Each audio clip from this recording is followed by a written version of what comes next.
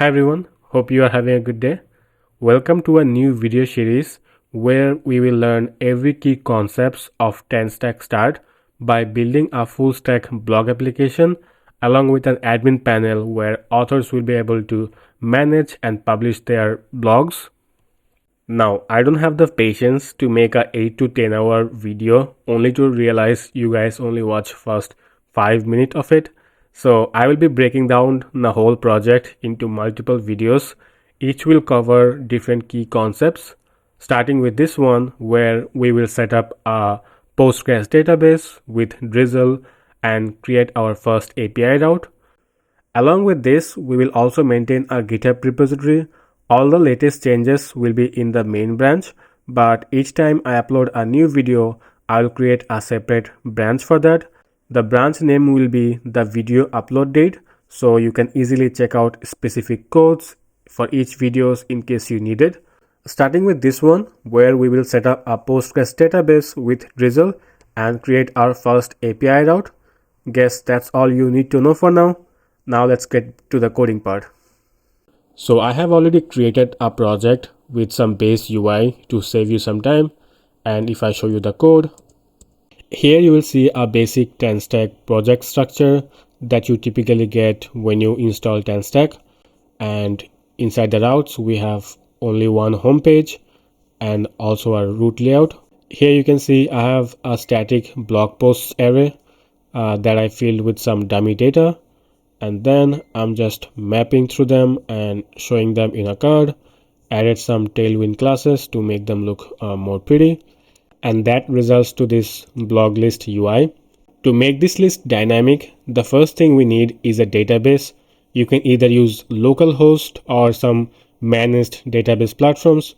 For this video, I'll be using Neon, but you can use any other platforms. So I'll just go ahead and create a new project. Let's call it Tanstack blog. AWS is fine. Let's select Germany, create, and here you can see my database connection string. So I'll just copy this, go to my project. Let's create a env.env,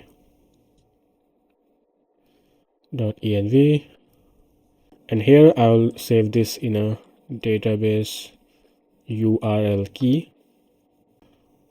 Once we have our database ready, now let's connect to Drizzle. So just go to orm.drizzle.team.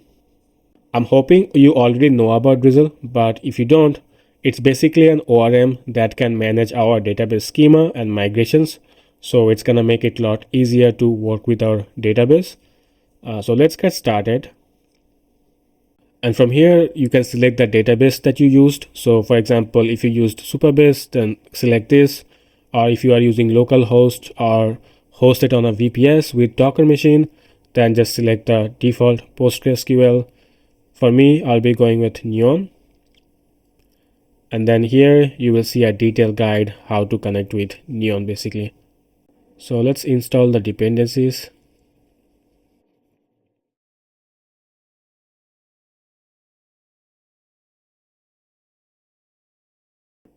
Next, you need to set up a database connection. We already did that. Now you have to connect Drizzle ORM with your database. So let's copy this, go to our project. Inside our project, I will create a new folder, db, and inside db, I'll have index.ts and paste the connection code over here. It's giving an error because this could be undefined. So let's just add a validation and then let's export db. That's great. Next, you need to create a table where you have to define a schema to represent your database. Here they have an example with a users table with an ID, name, age, email, and so every data that represents our users, right? So let's copy this and inside db create a schema.ts, paste this, but we don't need the users, right? So we only need these values. it will be blogs, and the name will be title with a max length of 255. I think that's enough. Let's give it a description. This will be a text. The last thing we need is an author, but we cannot just like add our author field over here and give it a string, right? Because that's a lot more complicated. For this video, I'll just keep it simple, but I might create a separate video where we design the whole database for this project. So let's ignore author for now. Great, let's move on. Now we have to create a Drizzle config file. So let's copy this and create our drizzle.config.js.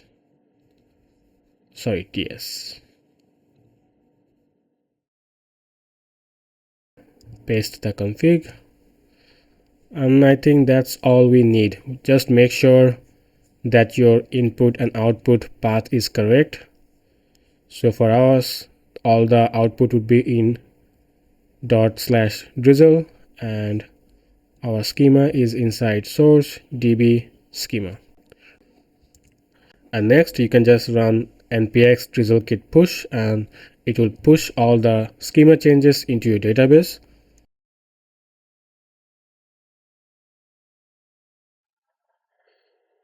Changes applied. Great.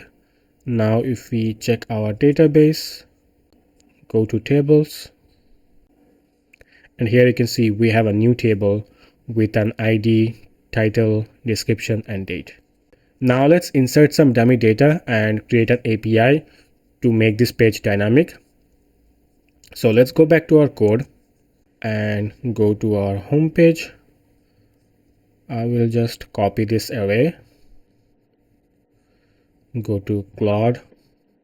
You can just use ChatGPT as well, that's fine.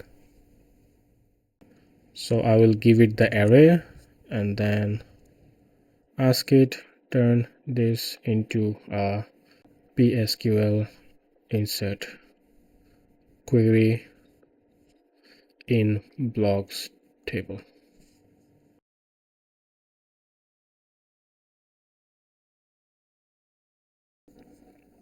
Great. Let's copy this. SQL editor, paste this. Now we can run this. We got an error. Oh, sorry, I forgot that we ignored the author for now, so let's remove that.